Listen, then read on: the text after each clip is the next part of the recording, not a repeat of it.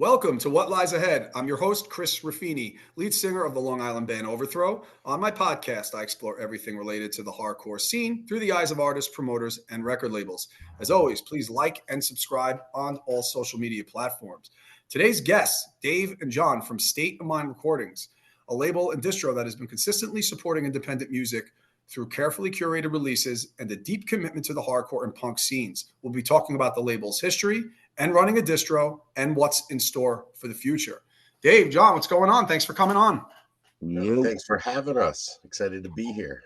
Of course. Excited to have both of you on. And starting, when I had this podcast started, you guys were definitely someone I wanted on, as we were talking about prior to us recording this. But I'd be remiss, this is late June now, we're recording this, to bring up, you had a little issue that occurred, obviously, with all of the records and stuff. And Dave, I see you right now in the background. You got an awesome record collection behind you. It seems like you guys are getting back on your feet. You dealt with a flood, unfortunately. Just want to catch up with guys. How's it going with everything that you've been dealing with? Dave, why don't you take them through the story? All right. So on vacation with my kids and wife, a couple hours away. And my sister-in-law is supposed to be feeding my cats. She comes over at like 10 o'clock at night. And she hears a sound in my finished basement is our HQ. And it was like a library, wall-to-wall, aisles of records and CDs. And she opens the door and there's several feet of water, like 3 feet of water in the basement. She calls us. Long story short, I'm like, kids, wife, get in the car. We're driving home now. I got to find out what's going on. Fire department came. They turned off all my power, all the gas. So I get home and it's, I don't know, midnight, 1 a.m. And my neighbor was away, so my kids could crash there and my wife could crash there. I got some candles, put on a bathing suit, and stayed up the entire night emptying out whatever didn't go near water. So, long story short, thousands and thousands and thousands of records gone. Dumpster, I don't know how to describe it. Giant dumpster filled with records. Gutted the whole basement. Thought about not doing the label anymore. By the way, imagine a million thoughts going through your head. It was, take down your store, take everything down. And within that loss, I lost the entire State of Mind catalog. I have some CDs I didn't put back up yet, but all of the vinyl, most of my personal records, like a lifetime of things, But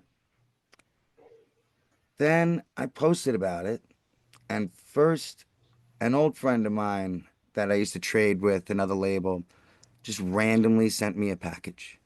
And I was like, whoa, that's like the kindest thing. Like, you see, I'm down and out. You just send stuff. And I put up like a thank you post. And then like 15 other labels just started sending me boxes of records. So, that definitely made it easier to be like, all right. People do appreciate this. They appreciate what you do. You got to keep doing it, So I had some stuff coming in. I got my basement redone, and we got with some bands and did some benefit shirts to help raise money and keep the store open and get everything back together. And yeah, it's like I'm looking around as we're talking in my basement, and there's thousands of titles I still didn't put back in the store because, like, to everything you had, you now have to re-inventory. You don't know what you have because you just threw things in boxes and carried it upstairs. Right. So yeah, I know it's hard to explain to people, but here's like a visual. Yeah. That's not listed. Yeah.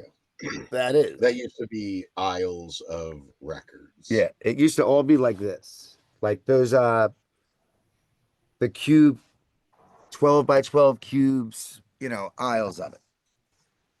So anyway, that got wiped out.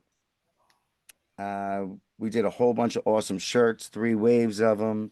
There's still some leftovers. Some awesome bands helped me out, like CR, By the Grace of God, Clockwise, some real fun stuff. And now we have like 1,000 titles back listed. And I try to get up as much as I can. But it's going good. It's going good. We actually have some much cooler stuff than we ever had that I'm happy about. Some of those labels dropped some good stuff. That's Yeah, all. yeah.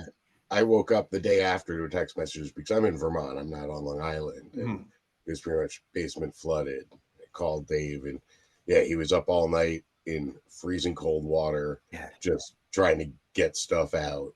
Um, it was wild, but the amount of support that came out of it was really, really invigorating, and like, it helped seeing that people really appreciated what he's done for over 20 years. And it's so at this point of the story, it's turning into a feel good story.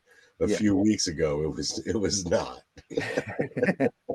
Yeah, it's as you're telling the story, and it just you got gutted hearing it. You know what I mean? You're like, oh, and the reason I had when Dave, when you were talking, I muted because sometimes when I'm on the podcast, you hear like my emotion in the background. I didn't want to do that as you were talking. So, but yeah, it's like gutted hearing that. It's like everything that you put in there. But Jon, to your point, it's amazing though how the hardcore scene comes together like that. Like it really is. You just named 3 pretty big time bands that came through, and then the shirts, and then I'm sure there's more stuff coming. That it's almost like there's a light at the end of the tunnel that you guys are getting towards. That's almost making it. It's going to almost, I bet you, in a way stronger.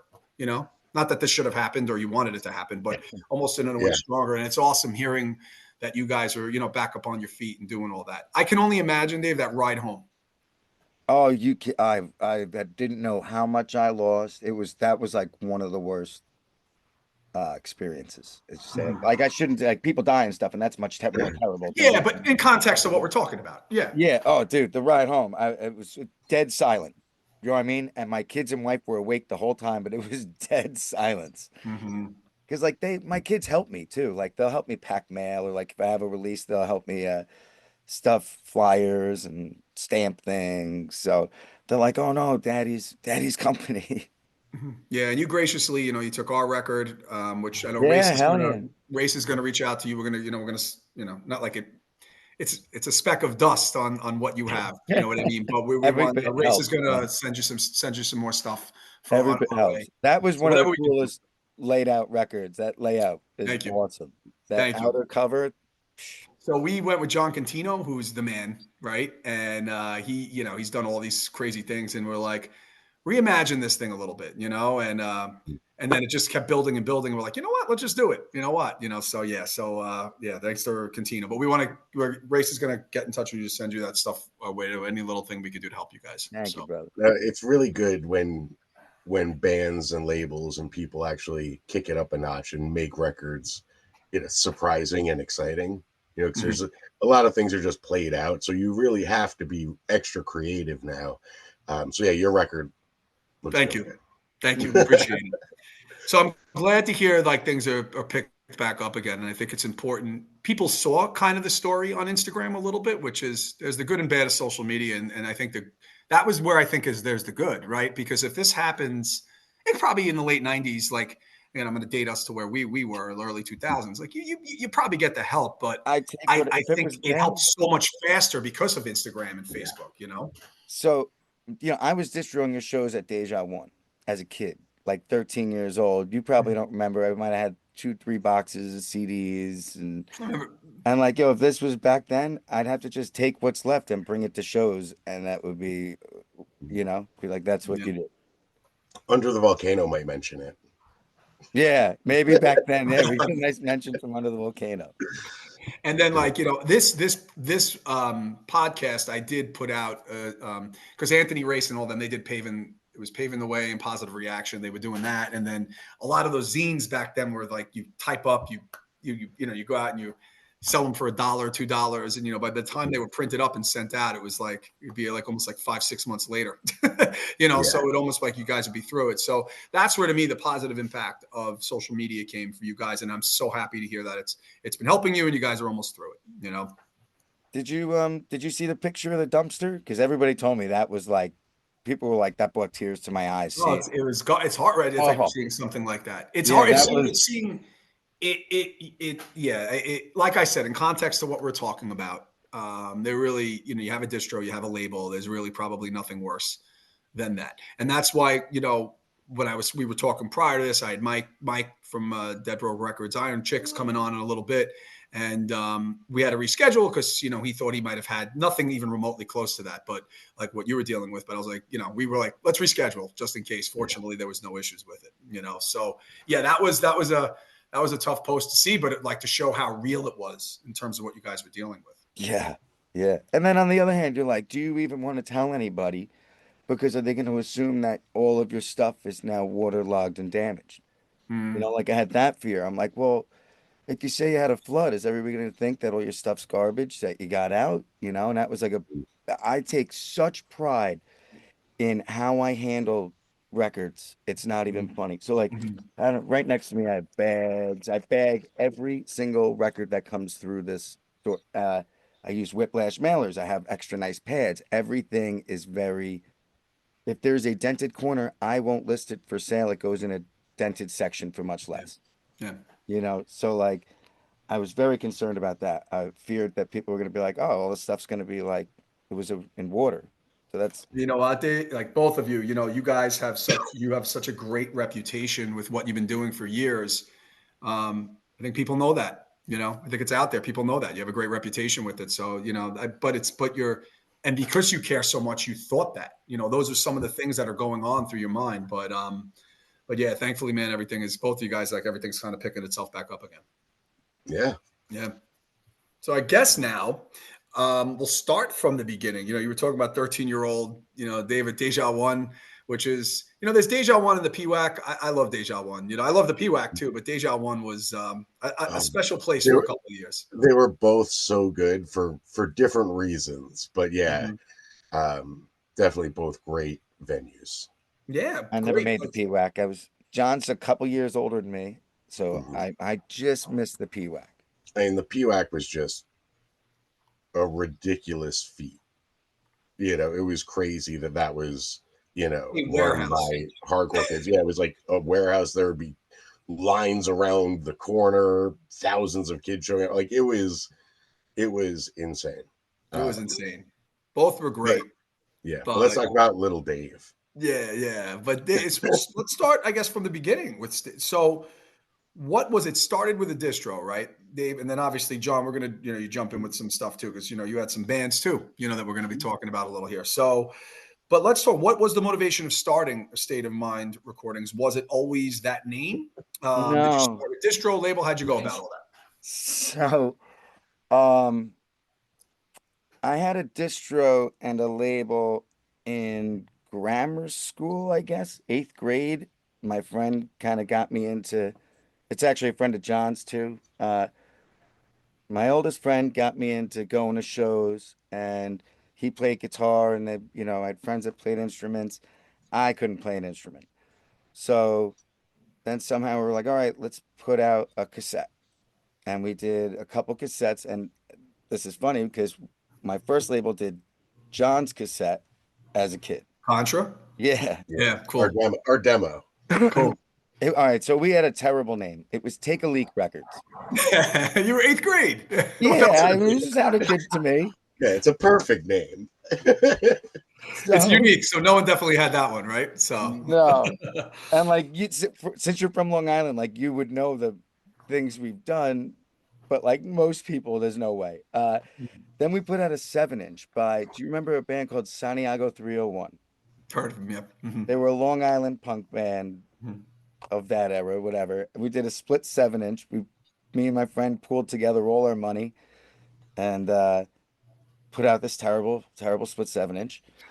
Traded it to anybody who would take it. Like a traffic violation would take some, and Mother Box, and whoever would take a few, whatever. And then my buddy kind of just wasn't that into it anymore, you know? And I was like, oh, I like this buying record. And then I started buying records from bands. You know, I was like, Kill Your Idols would wholesale me their stuff, which was so cool. Mm-hmm. Uh, and if I saw a band, I'd be like, can I buy some of your stuff to sell at shows? And then years went by of me just doing that and not putting out records. And me and this dude, James Cooper, became friends. And he used to film shows like probably at the PWAC and stuff like that. Uh, he was a couple years older. And he would just always be hanging out with me while I distro and stuff. And one day we started talking on the phone and we're like, let's start a label. Uh, More Long Island references. We're trying to name the label before we have anything planned. And we're picking up Wreckage Records releases and reading the song titles to each other over the phone. And that's where State of Mind came from. It was from State of My Mind, a Mm-hmm. Neglect song. And we did it for years. And he started to fall off a little bit. And then he got really sick.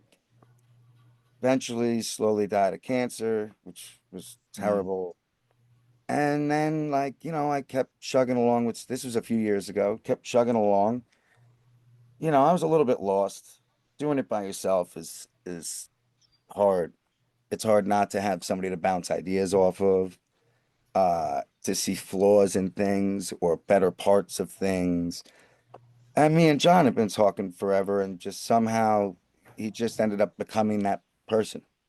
Where, you know what I mean? Where it's like, well, every time I need advice on the label, John, and then John's making artwork for the label, and then John's helping with find bands for the label. So then now it's, hey, just you want to be here and run the label with me, you know? Mm-hmm.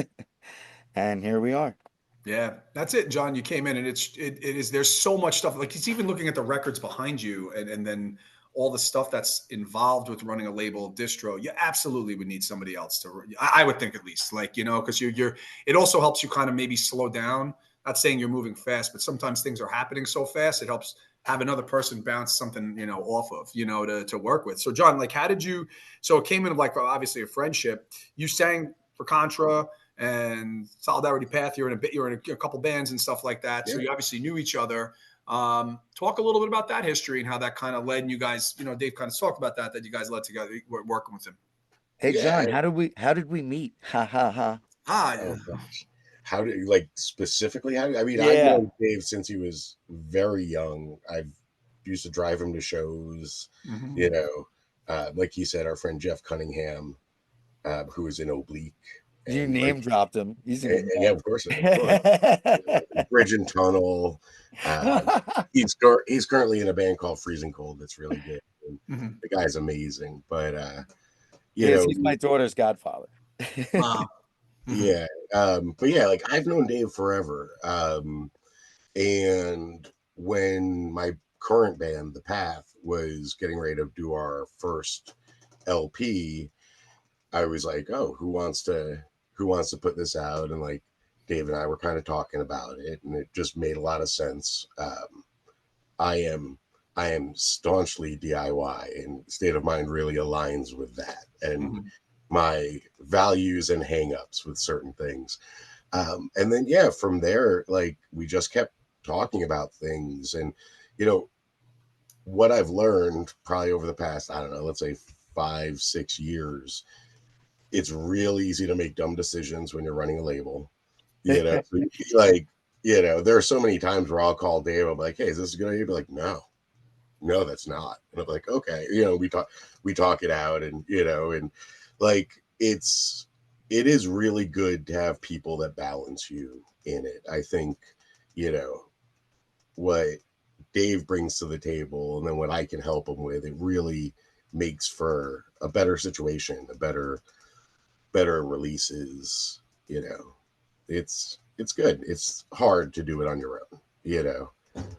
Yeah, especially when Too, you have too much work. releases and distribution and all the stuff that you're doing. And even Dave, to bring back, not to bring back, you know, what just occurred with you guys. Um, Even though you have your family, you have friends and people you speak to actually have someone else that's kind of running it with you was great in terms of helping get through it, I would assume, right? Like in Yeah, I terms of talk to him every day. yeah, Like, right. I was freaking out. Dude, I was in a very depressed place for Mm. several weeks, you know. Like, Yeah, I handle the emotional labor of the situation, and then Mhm. okay, just we're dealing with this right now. Yep.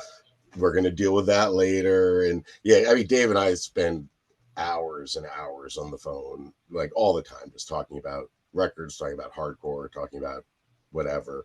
And it's also, it's hard to do this alone, but also we have jobs.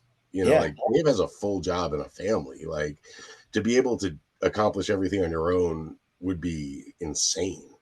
You Hard. know, it's not like it's a huge label where you're just paying people to do stuff. Like Dave's packing mail every night. yeah, pretty much every day. Yeah. He's doing all the things that I don't want to do. I like creating records that I want, and he's into packing mail, and and it works awesome. But yeah, it's good to have the partnership. Yeah, and it's great. And it sounds like the two of you, and you guys probably, do, you guys do a lot of the similar stuff, but it sounds like, so, like Jon, you'll handle certain things and then Dave, you handle certain things, and then you'll come together and ultimately make a decision with things. And that's what really makes something like this work effectively, to be quite honest with you. It's just having two different people. And it seems like, being good friends also doesn't hurt either, so it kind of helps kind of bounce ideas off each other. And it has me thinking. So, is there ever anything like I don't know if it's a release or a distro or anything like that, like like that maybe Jon you didn't think of, Dave you didn't think of. One of you will bring it to each other, and then you're like, "Ooh, I never kind of had an idea about something like that," and then it's come to fruition. Yeah, most of everything we Yeah, do, that's how it that's works. how we roll. Yeah, we spend so much time where we'll get, you know, a release and it'll start with, okay, we're going to work with this band. And then it's like, well, what can we do? How can we make this interesting? How can we make this worth buying? How can we bring value? Because now record labels charge stupid money for records, and we know the numbers behind the fact. If you're pressing 2,000 of something and charging $30 for it, like there's a value gap in our opinion. So we like to make sure that when people are getting stuff from us, it's special. There's a lot. I mean, Dave, what example would you like to bring up? That there's plenty of them. I think that the best one of us bouncing something off each other and building something would have to be the tin tapes. We Mm. did one for Inside and one for the Warped Weeble Wobbles, and it started off with Inside was doing a reunion, and Because last summer, right? yeah, Yeah. Mhm. and by the time I saw it, I was like, I can't get like I'm friends with them. I could contact them. Let's see if I could do something. And they were like, yeah, and I was like, but here's the problem. There's not enough time to get vinyl done by then. Oh, it takes forever, right? I was So, like, I can't, So we're like, all right. Now I'm like huffing, like, oh, this is so stupid, so stupid. What if we did a tape? I'm like, I don't know. Does anybody want an inside tape? I want to put out an inside release because I love them, you know? And then I'm talking to Jon about it, and we ended up piece by piece putting together a tin with the design, with the inside design on it that came with both the records on a tape, DIY mini zine, like a folded up mini zine, a sticker, another flyer, two pins, and a patch. Is that everything? Yeah. And the flyer on the back of it was like a letter from the band. Yeah. Um, it's like a but cool yeah, collector's item kind of thing. Limited. and that's what Yeah. it turned into. It started with a oh shit, like a cassette, and we're all like, eh. like we could have done that, but yeah, like is that exciting? Is that cool? And after going back and forth over many hours, we ended up with this cool collector's tin idea. And then we redid it with the Weebles for their reunion. Both of them sold out immediately. Immediately. Yeah. Like, I get emails from all over the place about the inside one. yeah. And that's the thing. We want to do something very special. We don't need to press 3,000. Like, we just wanted to have something that mattered for those reunions. And yeah, what started with should we just do a cassette, ended up being so much more. We also have a record that just dropped by this band Do Crime from Buffalo, who, yeah, there you go. So, yeah, what are we gonna do for this record? And by the way, they are like they're gonna be the melodic band that gets the hardcore pass. Like they're one of those. They sound like Lifetime meets Iron Sheik, fantastic band. But then it was okay. So we're doing this Do Crime record. What do we want to do? And after hours and hours and hours of going back and forth, we got these cool Do Crime squirt guns. We got Do Crime stencils. So those are going in with them, and it makes it more fun and interesting. We don't want records to be boring, and there are so many things that just have gotten boring. Yeah, I see a lot of records, like all the ones that come through my doors. I look at them, I bag them, and the amount that it's like just a record in a sleeve with no insert, nothing, and you're expected to sell this for $20 or $25. I feel bad for the consumer, the person buying it. Like I would be pissed. So like we try to make things like I don't want to put something out that I wouldn't buy. And I don't want to make something a price I wouldn't pay. I buy records. I think it has to be fair. Yeah. And we're cheap ass old punk guys too. So when that's like you would be amazed at the conversations we had where it's like, oh man, like this record might have to be $22 instead of 20. We're like, I might have to raise it 50 cents. Yeah, we stress over those things because records shouldn't cost $30. That's stupid. Remember when I changed the flat rate shipping from like $4.50 to $5? And I was like, I don't know. Yeah. This might be wrong. Yeah. No, it's coming from that background, like, we like punk prices. I like $5 7 inches. Yeah, it's funny. Mike from Iron Sheik said that. Well, Dead Broke, said that it's like kind of similar as well, like a kind of thing with it that's important. So, no, it's cool. It sounds like you guys like it's like unique spins on things that make people want to have it. That like want to have that release. So, what's like it's been a different kind of this question, I guess, right in the moment is a little different because you're picking yourselves back up again. But what is like a typical week like?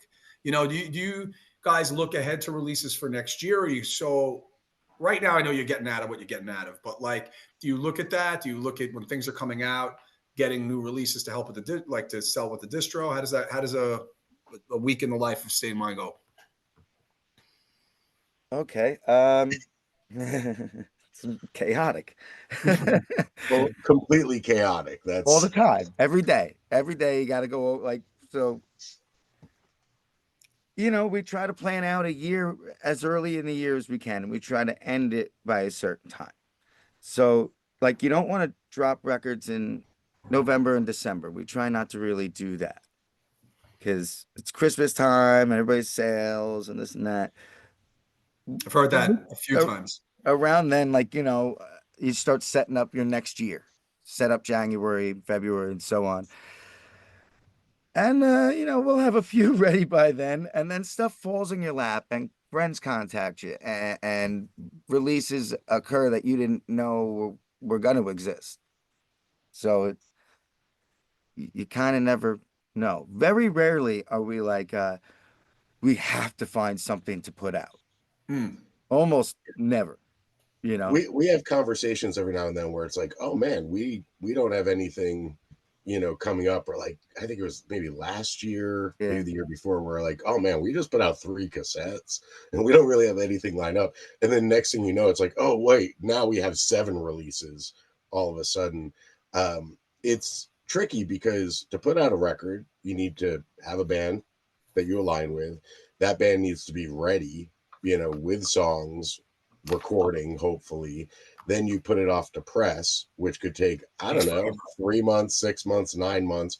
You have no idea. COVID, it's like a year and change. Oh, yeah. During then, it was a nightmare. But, like, so you'll put stuff in that's going off to press, but then you also have to remember, we need to figure out what's going to come after that so you don't have gaps. And, yeah, it's interesting. We have some projects that don't see the light of day that we plan on. And we have others that just like show up and it's like, oh my gosh, now we have these things going on, and everything's in different stages of progress. The distro is getting back up, but there's a lot of work that goes into that. So yeah, we talk so much, and it's because of that. Like, there's so many balls in the air, and you want to make sure that even though we're a DIY label, that we're doing as much as we can and staying on top of things. Yeah, it seems like a lot of moving parts, and I think that's what's great about having the both of you do it, because it could help, because there's a lot going on, so you have to do that from the distro to the label piece of it, of course. So how do you decide what bands to release or distro? I mean, it's got to be personal taste. You obviously have to like them, but you guys like a lot of bands. You can't put everything out. So you can't. No. It would be impossible. It'd be amazing if you did that, but that's impossible. You just can't do that. But how do you guys go about that in terms of, okay, let's put this band out, and then how you go about the distro end of it, of distributing records and CDs, tapes, and shirts, all that kind of stuff? So I guess I'll take the first half. You can take the second half of that. When it comes to finding bands, we have a very flexible checklist, and it's a mental checklist that bands have to hit. They need to align with what we're doing. They need to be a band that we like, preferably a band that we know. But I really think the big part of it is Dave and I have no issues saying no to each other. So, like, if I bring up something and it doesn't hit, Dave will be like, "Nah, I don't think that's it." And okay, cool, moving on. And vice versa. Sometimes he'll bring something up, like, I sometimes I'll be like, "This isn't the hill I'm gonna die on if you really like it," but I wouldn't do it. And really, we want bands that we can help. We aren't trying to put out, huge bands. I don't want Dave to have to pack 3,000 records. We're trying to find bands that, are DIY bands doing their thing. They deserve attention. They deserve to have their name put out. They deserve to have a record out. And we like to fill that gap. So, luckily we've both been doing this a long time, so we know a lot of people. So when things do line up, they reach out. But yeah, it's interesting. I think that the strength is that Dave and I have no issue saying no to each other at all. Yeah, you guys, There's a million bands out there. There's a million bands. You know what I mean? So like, it's really not worth an argument.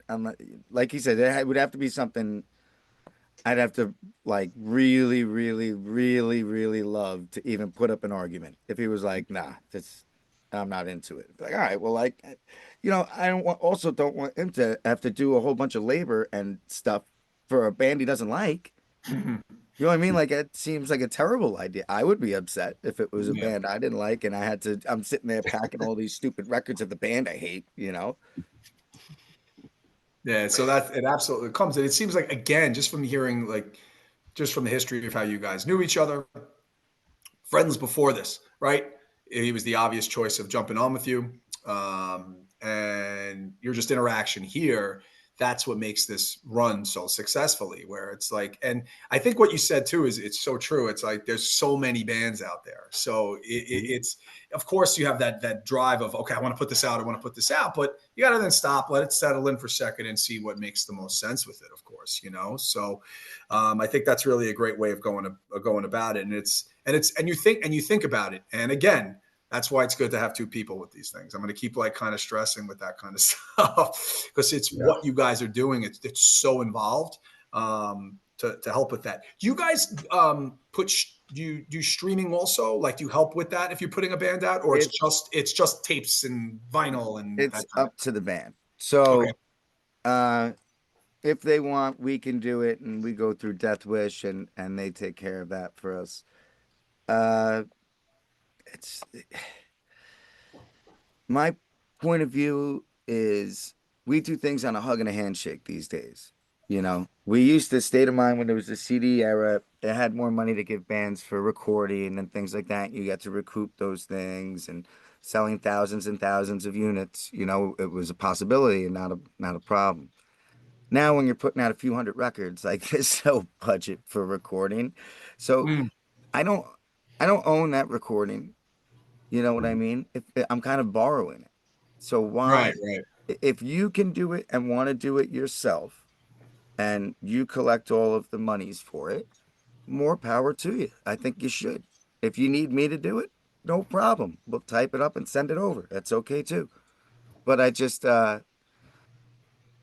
think it's silly in this day and age. Like I was around for a time when you needed people like me to do those things for you. You know, you had to have that middle person who had the connections and the deals with the places. But like, anybody could do it now.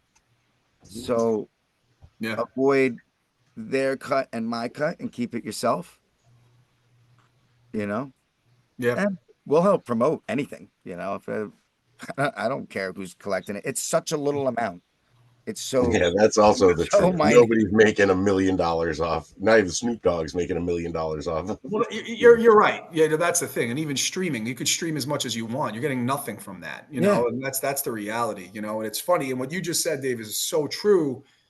You like even I'm going to speak personally here for when you guys grabbed React and you sold and you were selling it, you put something that separately out for that. And just you doing that was promotion for us that people will reach like we because of what you did in terms of promoting it. So Nice. yeah, and it's like you guys just don't say it, you do it. Like that's the thing. And to go back, that is why people came in to assist and help you guys out because you're genuine and you've been doing this for a long, long time. You One know, dude, go one ahead. Sorry, dude Dave. sent me a box. Another label had sent me a box of records. He said it just had a note in it, and it said something like, "I know we don't really know each other, but I always thought you'd be the type of person that would send me a box of records if this happened to me." And I was like, "That's true. I know him well enough. I would totally send you a box of records if this happened to you." That's pretty awesome, though. Yeah. And as we're Well, talking about this um, digitally, so you were talking a little bit about this when this label started. There was no such thing as Apple Music, Spotify, and you know what? I'm gonna even say Amazon Music because I probably the only one in the world who uses it with Spotify. So, but my point is, you have all these streaming platforms now. So like you said, you're not going to print thousands of vinyl unless there's a demand, right? You got to print the amount of vinyl for the need and what people want within the scene. So how have you seen this? There's a lot of great things about streaming, but how has it impacted what you guys are doing? I think streaming screwed up the entire system, Mm, screwed it all up. It- Terrible for the artist. Terrible. Um, I could like give you some rough numbers of an idea of how things go for that. yeah, So when I had like, I don't know, a dozen releases out, I was through Lumberjack, Mortem, Music Group, and all that stuff. And this is like when we were paying for recording, putting out CDs, selling a couple thousand of each CD, uh, get checks for like $2,000 a month just for digitals on 12 releases. mm, Fast forward, uh, put up like 50 releases, and maybe you'll get $300. yeah, Maybe, Well, maybe sticker 200, money. maybe 100. So, I mean, really, it was pretty, pretty bad, if you ask yeah, me. I, yeah. you know, I liked the CD world too. I owned a lot of CDs. Me too. I liked Yeah, them. And then, they got outpriced, and then boom. there was something about going to a show.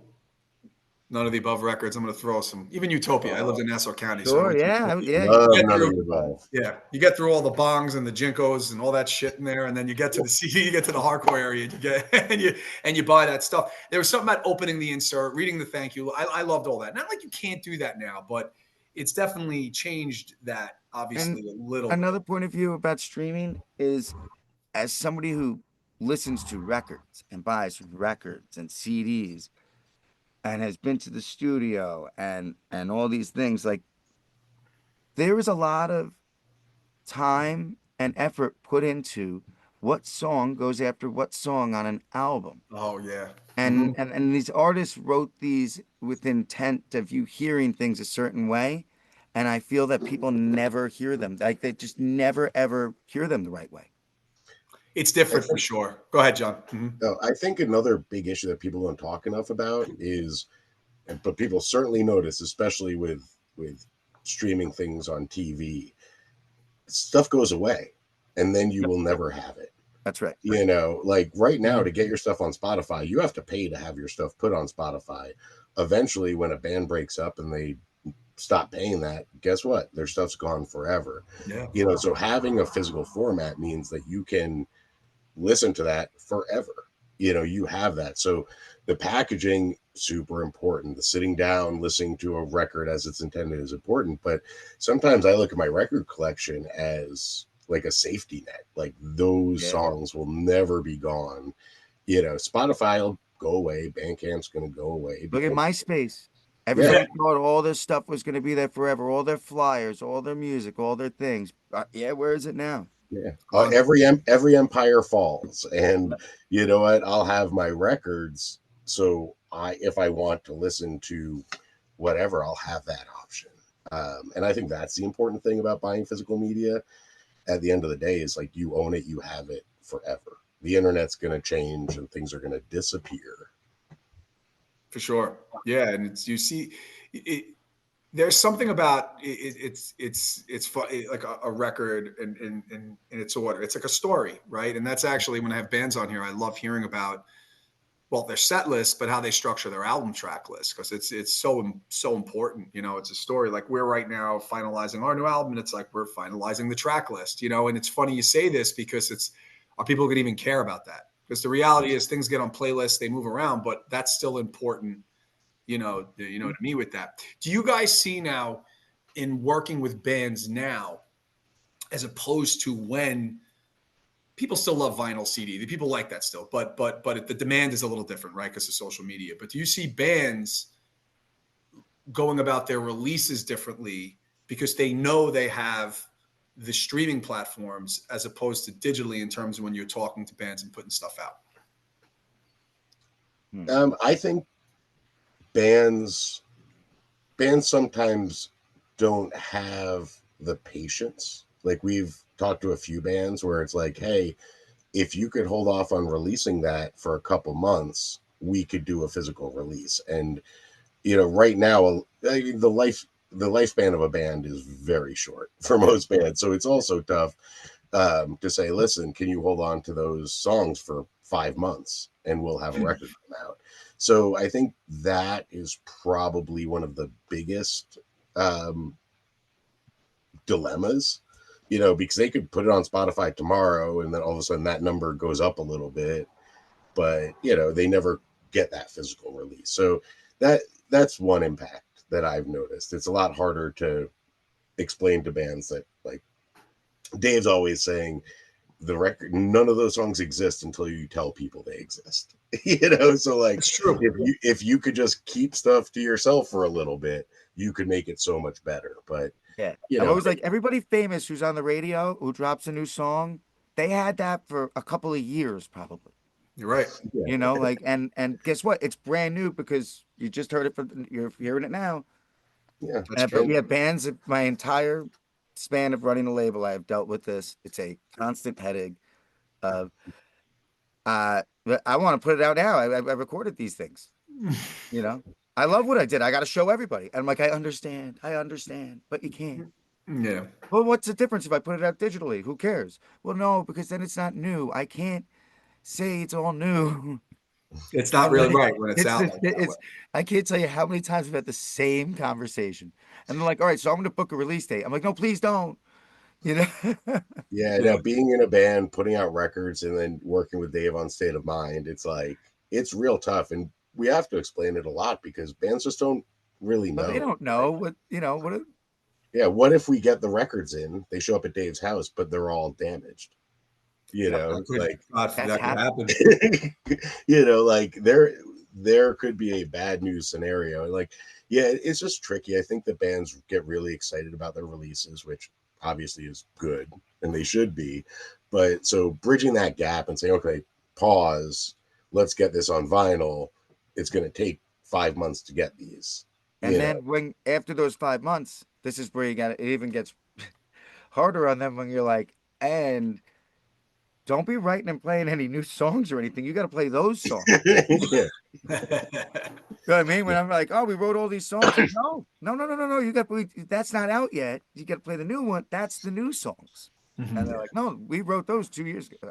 Please, you know, Yeah, but I get that, and please that's promote your yeah. own record. Right, and that's where it's different, obviously, from back when we, back then, because it's you do have the look. That is good with Spotify because you could hear everything, but then there's the piece where it's you don't want to wait, and I can even speak personally with that. Like we've been taking forever to get our new album out, and not we've been. It's just being middle age and getting stuff done. So these songs are like a year and a half. It's funny you're talking. I'm like thinking of like us, but I think that has a lot to do with it, right? Like they know they could just put it out and it'll be out in a couple of days, where the final, it takes its time, yeah. it takes its time. And it's nice to get the validation and say, oh, this is what we've been doing. And then people are like, that Yeah. rules. So like it's tough. And luckily we found, plenty of bands that are good with what we need to do. So then, we can get those physical releases out and, make the releases better, hopefully. Right. So what's coming up next for you guys? Any releases, projects, distribution? What should we watching, looking out Gosh, so many things in press. When this gets released, we'll have the Do Crime record out. That'll be sold out by then. Oh yeah, that'll be They're long already gone. over halfway gone, and it's been 2 days. That's Yeah. gonna be gone. So probably working on a repress of that. We have a band from New Jersey, Lesser Minds. Their record is At the Plant, should be out soon. My band, The Path, our final LP should be out mid-August. Knock on wood, if everything And goes a to little plan. surprise from the path before that. Oh yeah, and we have another little side release, which is going to be fun. So we've got those things going on. We have other records that are going to be going off to press hopefully soon. Death Certificate, Power Lies split LP. We're doing a cassette tin. This band Common Ground from up here in Vermont. They have a really strong Long Island connection, and we're doing a collector's tin for them for their reunion show at the end of August. There might be one other collector's tin if from a legendary Long Island band Yes. if everything gets together in time. That we may have It's one of just those things where done. it's like, if everything, if you could get everything, then the release will come Right, and right. happen. If not, I Yeah, guess it would have been cool. yeah. There's definitely another one that's in the works, but we're still collecting stuff and hoping that it lines up. Um, I feel like we're yeah. missing some. Oh, we just dropped the Go record. Oh yeah. New The York Impact hardcore LP. band. Yeah, they're Yeah. great. Mike Bullshit from SFA and ABC No Rio, his Cool. band Go. Uh, Oh, and the Cooked repress. This band yeah. Cooked from up here. We did a 100 pressing of just like these are the songs that were already released collection, and that sold out insanely fast. So we put in for a repress of that. That should be coming out September-ish, knock on wood, if everything goes fine. It's all up to the pressing plants. And The sometimes dates change. Like John looked him up the other day. He's like, it just changed again. yeah, You know? they get And worse, sometimes they they go get forwards better. and backwards, forwards and Yeah. backwards. So you It's really don't funny know. you guys have so many different releases, but I could again speak to when we react last year with the race and we put it out, and it changed so much. Like Yeah. the releases, Yeah. I'm like, is this thing even gonna? I don't Yeah. know. Like is It's it just gonna show completely up on my insane. doorstep tomorrow now? Like yeah, it's crazy how that happens. Hopefully for the Yeah. better though, it's moved up for you guys, but it's something you can't Usually control. it's not. Recently we got some good news, but also it's not really news because they could change again. So we tried to like celebrate it, but also be like, this also is make believe. These Yeah. dates, so they exist when they show up at Dave's house. That took a while to get through to you when we first started doing this too, by Mhm. the way. But it was Oh like, yeah, well, why can't you? And it's like, nope, you just throw your hands up yeah, and that you're at their mercy. They don't give a shit about you.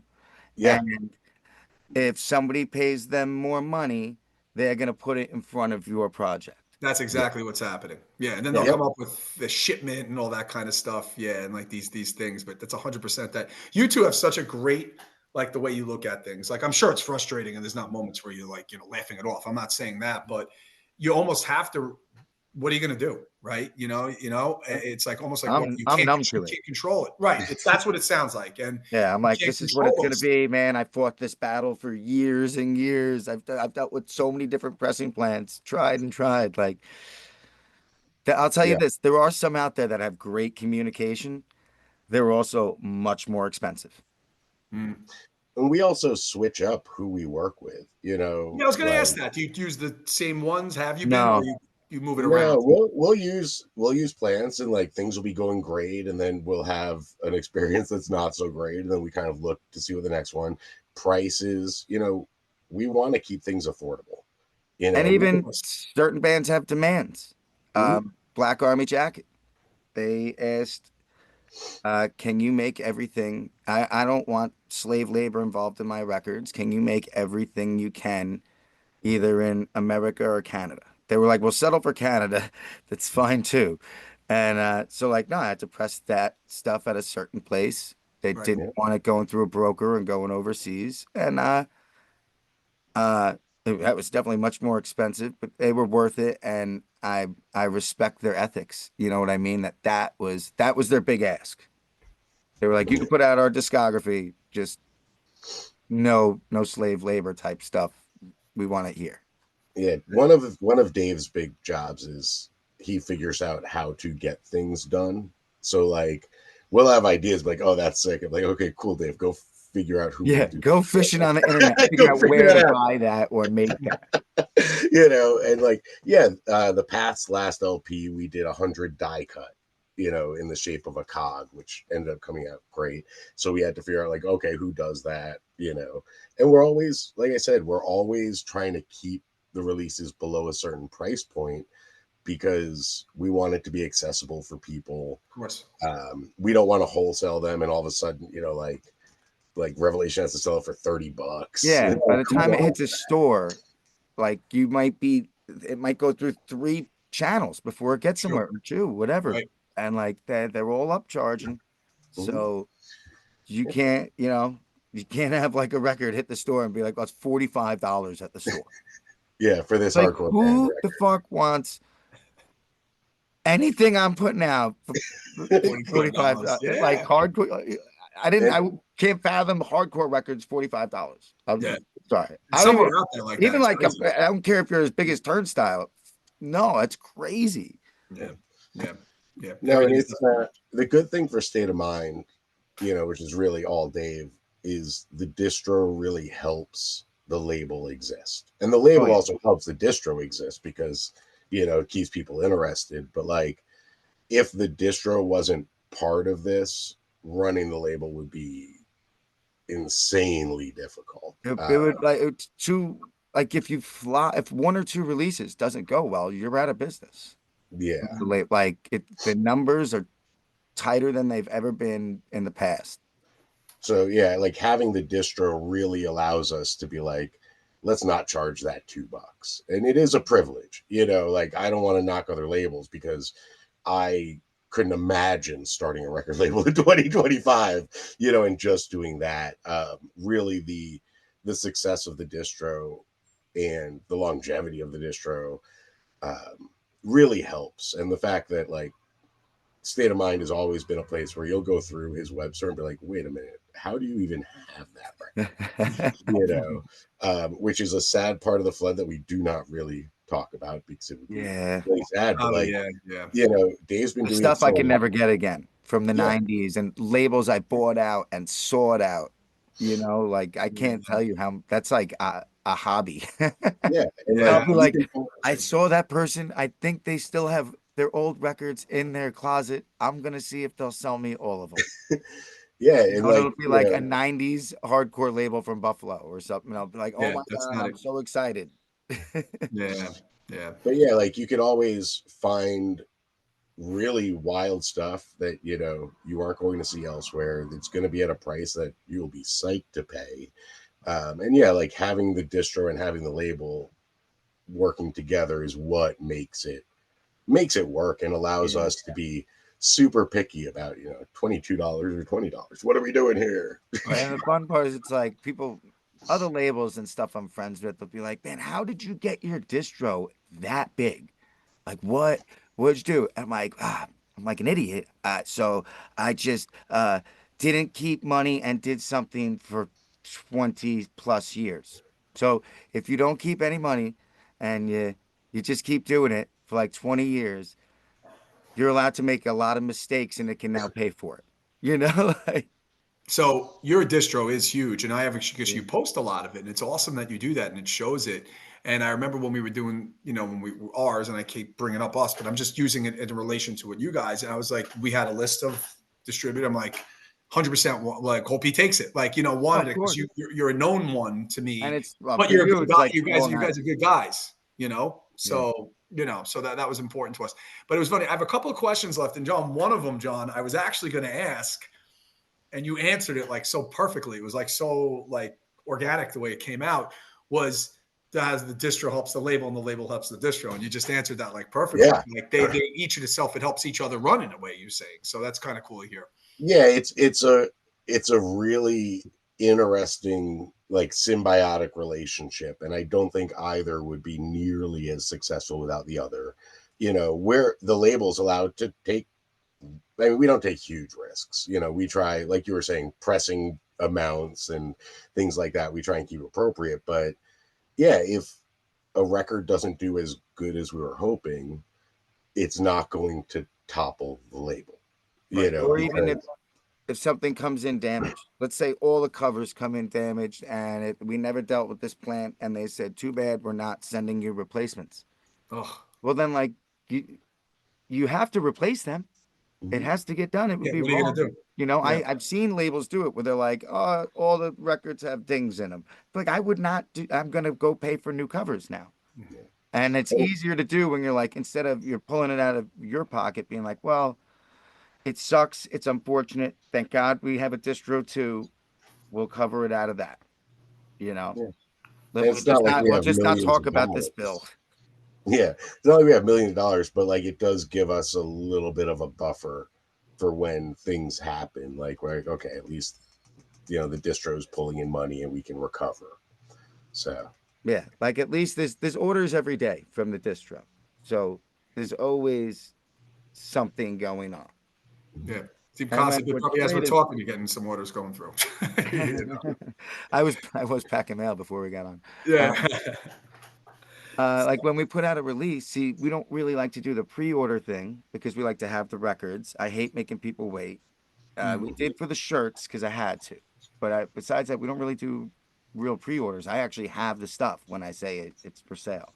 right. So people order other stuff then, just like I would if I was buying a record from somewhere. I'd be like, oh, let me check out what else they have. So the Do Crime pre-order is up right now, and I would say every other order has other records in it. Mm, You know, yep. yeah. people shopping around. So, like you said, very symbiotic. They totally help each other. Yeah, it's cool. And you guys, it has that DIY kind of mentality and you thinking about if you were buying something, you want to feel like the way you were buying something. You've never changed either of you that philosophy with it. And that's what makes it run so successful. So with everything we were talking about, here's my last question before we get into the last end of quick rapid fire questions, I guess I'll give you, but it's a lot of work. You've been dealt with also some blows, like some knockout blows, but you haven't been. You got back up. You guys are running strong again. What makes you keep doing it after all these years? I don't know how not to anymore. Mm-hmm. And is one part, and I would feel empty. Yeah. Too many relationships, too many friends, too many experiences from this. You know, yeah, I've been asked a similar question before, and it's like, well, when would you ever stop? And it's basically like, I guess when there's nothing left here for me. You Mm-hmm. know, when I can't see a band to help, when I can't feel it in my heart. I guess that's when. Cool. There's definitely been times when, like, when I put out the By the Grace of God record, I was like, that's it. I should stop. I'm ending on top. I love this The band. pinnacle. But then, you're like, but I like this little band too. I want to do that too. Yeah. Yeah, That's and for awesome. me, I really like. I mean, I buy a lot of records. I've been a record collector for a long time, and I like seeing a band and be like, "Oh man, I want their record," and then we just make it, and then it exists, and then I have it. Like you and I don't get paid from this at all. Like our happiness comes from like, oh, cool, this thing that should exist does exist, Mhm. and that's Like the big payoff. there have been releases, but we're not sure how it will go. But we were both thrilled that we're gonna own a copy. Yes. Like this might be a really The way expensive to go copy about it, for right? us. Well, the reality of the core of it, you're fans of bands, right? Yeah. Yeah.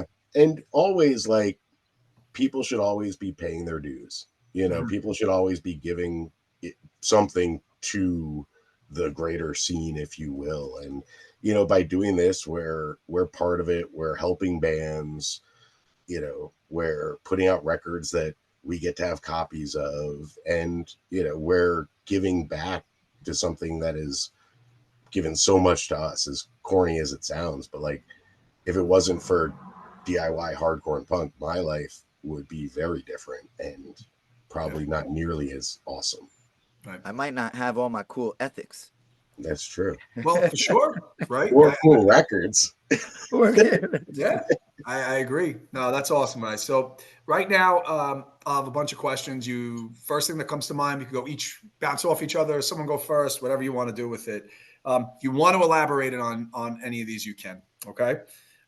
So what of your you might have just said it, Dave, but what is state of mind your favorite release that you guys ever put out? I don't have one, but I like the By the Grace of God one. It was big for me.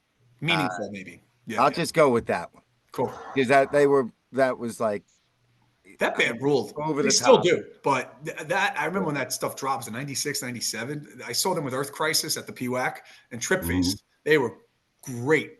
They were great. They were I so good. want to. You want to know how I got a By the Grace of God record for somebody? I only met one of them once at a fest years ago. Until that time when I'm Mhm. contacting them, I saw a post that they had songs that they started to write when they did a tour years ago with Trial. Mm.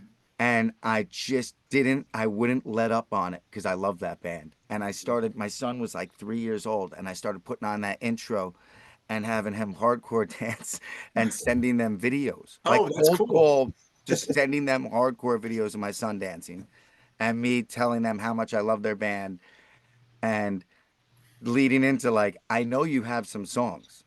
Like, what's up with the songs?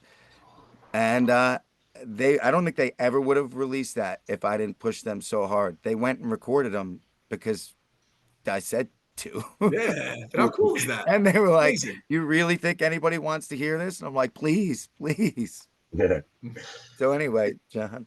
No, Yeah, amazing. I think, State of Mind is getting close to 100 releases. I've only been part of a fraction. I think, looking back, I think the Inside and Mm. Weebles tins, because I think that really, you know, defines what we're trying to do. And one, emailing with Inside back and forth about like, what do you think of this? What do you think of Yeah. that? It's cool, like Bad band. they're Yeah. yeah, like they're an amazing band that I've admired for a long time. Like we put out plenty of other records that are fantastic. My band, friends' bands, but I think that release really, really helps define like what we're trying to accomplish. Cool. Yeah, this might be tough. And there could be a couple of them. Favorite show you guys went to?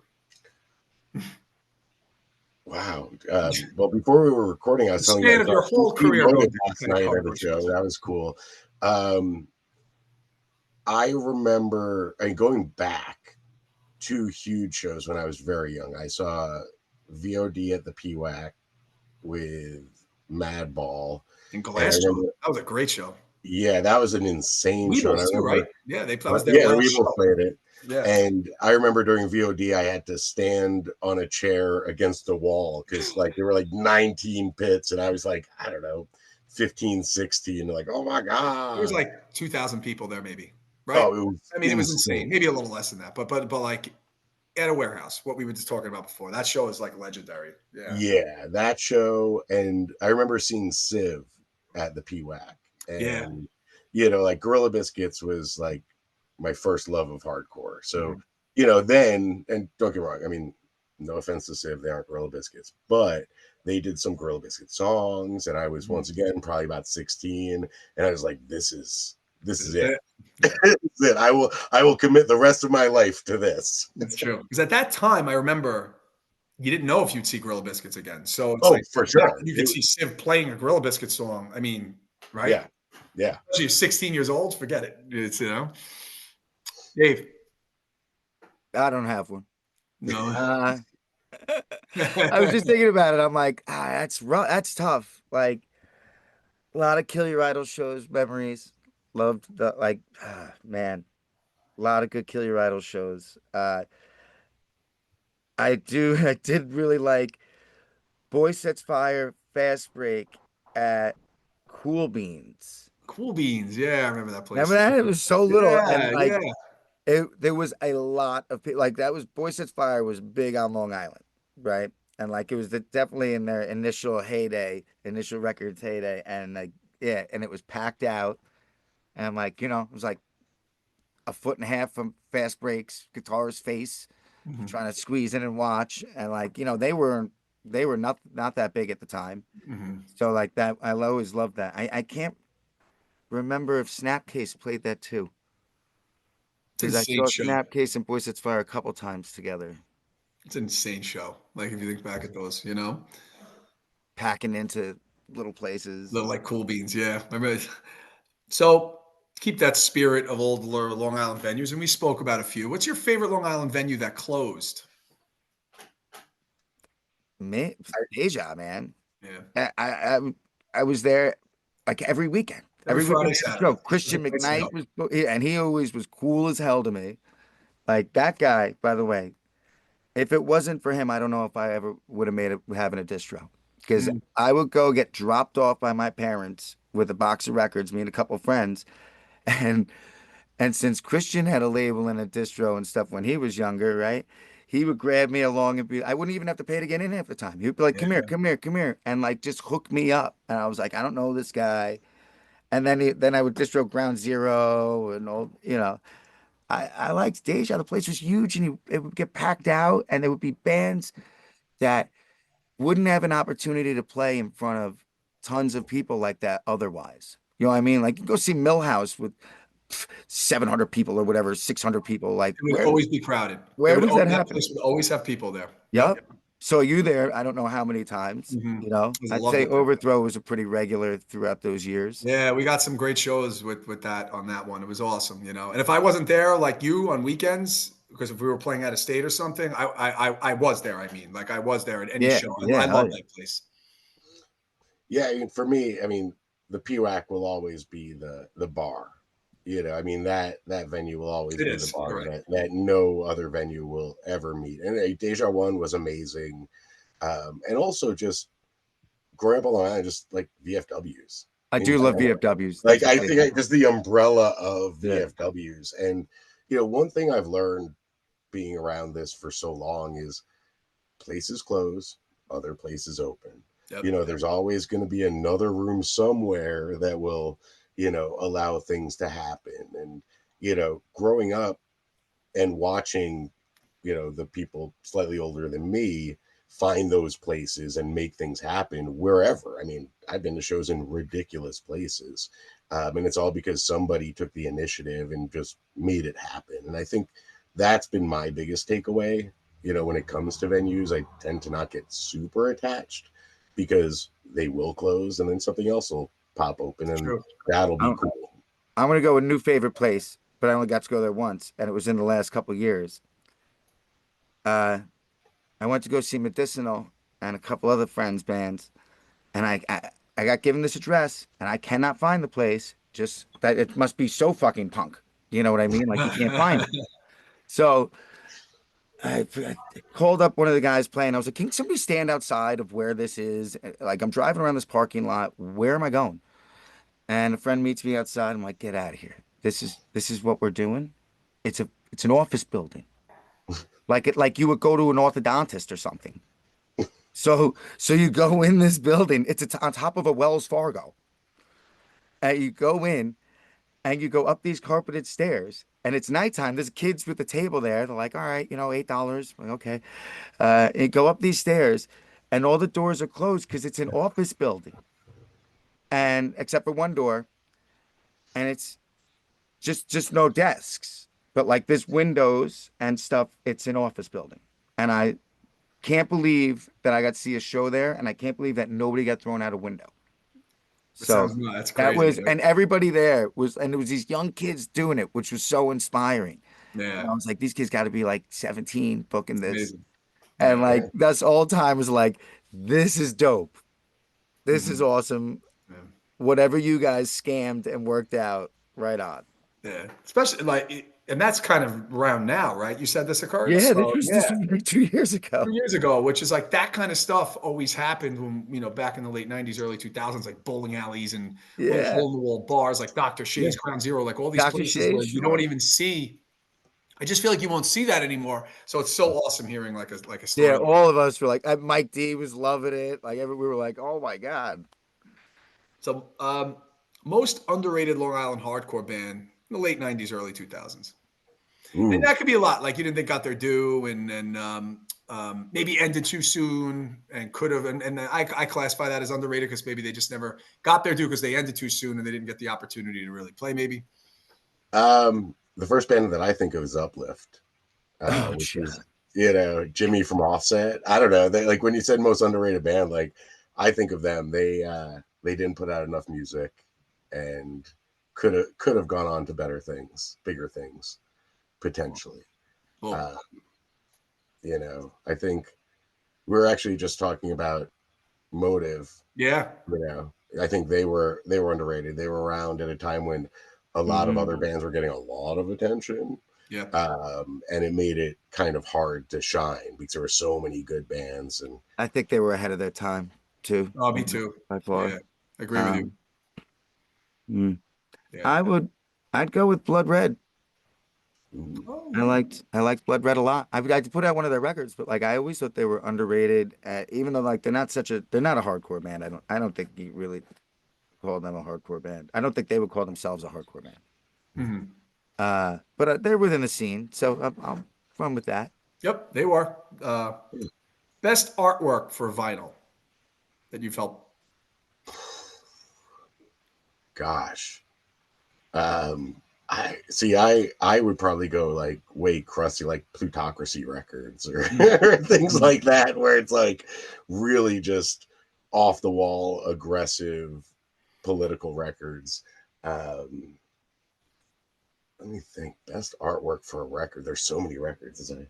See, Or when you say that, packaging. I'm sorry, maybe packaging and stuff I'm like gonna that. go with layout. Yeah, I'm thinking like cool layouts and stuff. Yeah.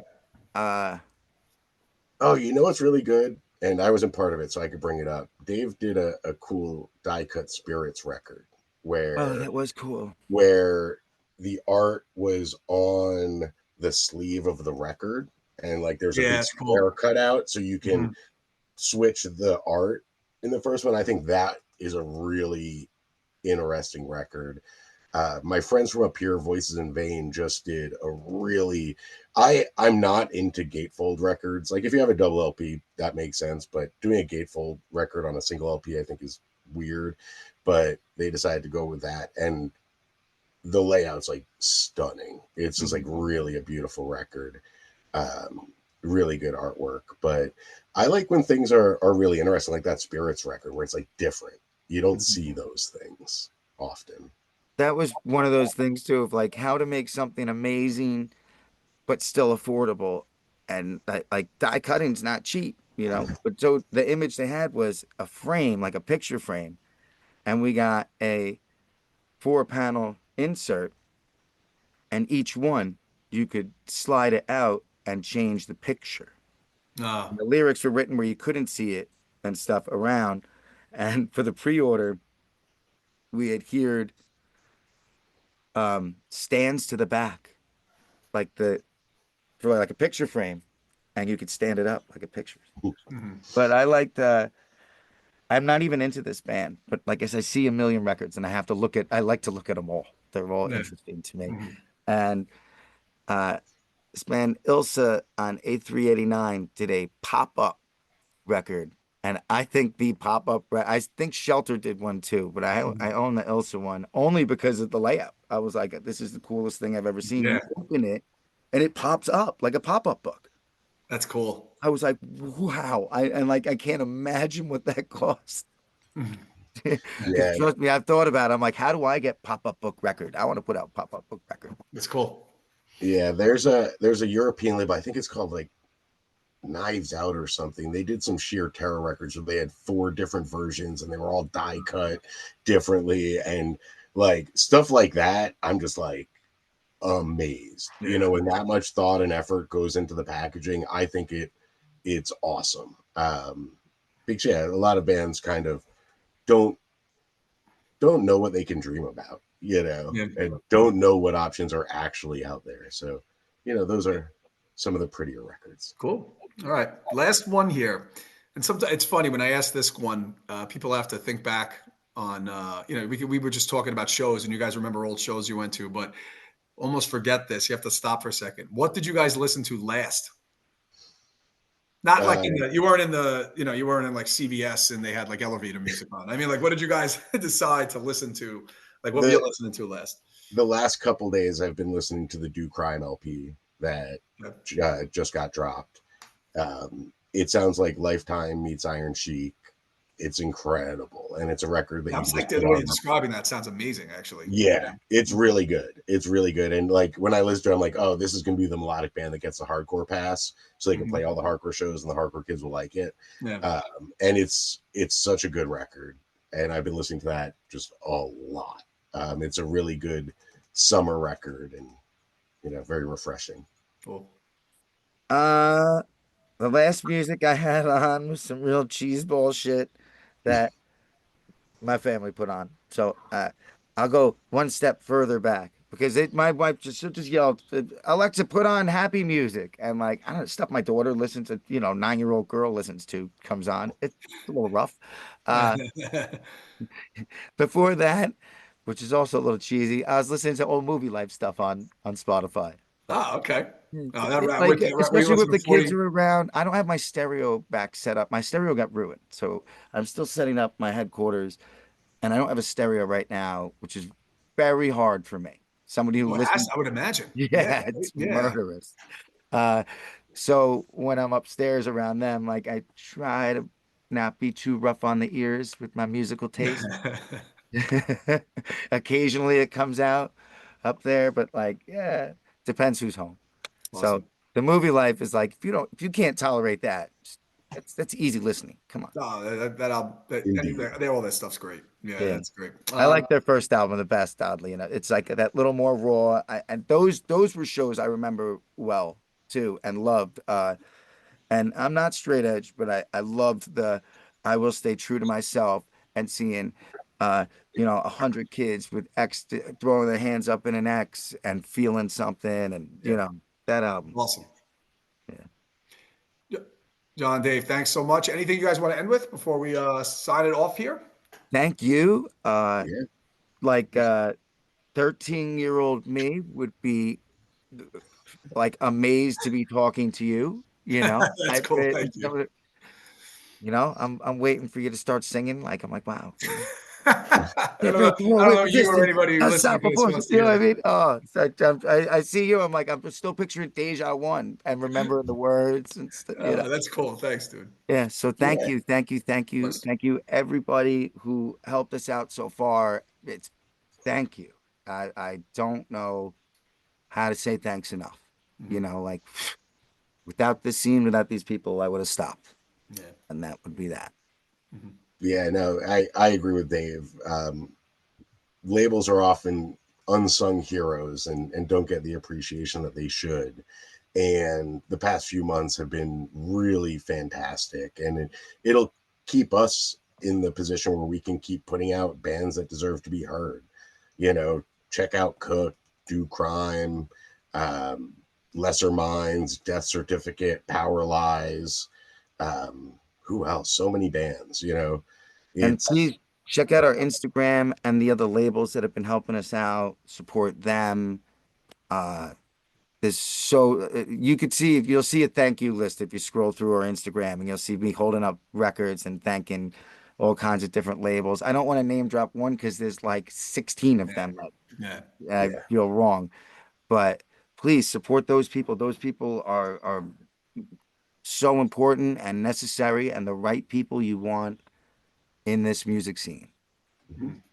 Yeah, you know, and before I sign us off here, I'm glad to hear, I'm sure as everybody is, that you guys are getting back up on your feet. It's well deserved with everything that's going on. And look, this is June. When this comes out in August, it's going to even be more up on your feet. Oh yeah, I should have a few. You're going to be running full speed at that point in time, which is awesome to hear. Yeah, no, it's a very exciting time for State of Mind, despite the complete nightmare it's been for the past couple months. Rebuilding year. Yeah, rebuilding. Good way to put it. Yeah. Yep. All right. Thanks, guys. Let me sign us off here. And then once we end off, just hang tight, and then we'll chat up after we're off. Thank you for listening to the What Lies Ahead podcast, which is available on all streaming platforms. Go save the What Lies Ahead podcast playlist on Spotify that features all bands that were on the show. For more information on future episodes, you can go to my Instagram account and follow at What Lies Ahead _podcast, and on Facebook by searching What Lies Ahead. See you on the next episode.